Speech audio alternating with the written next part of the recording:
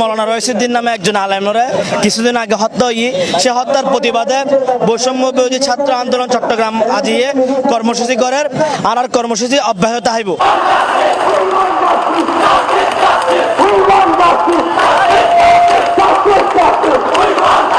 আর রাজ্যের কর্মসূচিতে আর রইসুদ্দিন ভাইয়ের হত্যা হারে একজনের খুনিদের গ্রেপ্তার না করে আর চাই এবং যারা আন্দোলন করছে তাদের গ্রেপ্তার করছে এবং তাদের দ্রুত মুক্তি দেওয়া করব এবং যারা হত্যাকারী তার চিহ্নিত হত্যাকারী তারা দ্রুত গ্রেপ্তার করে রইসুদ্দিনের বিচার নিশ্চিত করা হবে।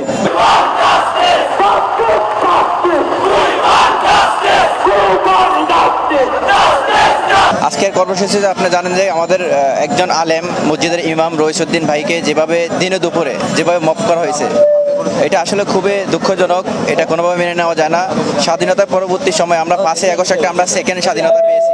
এই স্বাধীন দেশে একজন হুজুরকে এভাবে মফ সৃষ্টি করে মারা হয়েছে, এটা মেনে নেওয়া যায় না। আমরা মহানগর বৈষম্য ছাত্র চট্টগ্রাম মহানগরের পক্ষ থেকে তীব্র নিন্দা প্রতিবাদ জানাচ্ছি। রইসুদ্দিন ভাইয়ের হত্যাকাণ্ড যারা জড়িত আছে তাদেরকে যদি দ্রুত সময় গ্রেপ্তার করা না হয় তাহলে আমরা আরো কঠোর কর্মসূচি দেওয়ার জন্য প্রস্তুতি নিচ্ছি।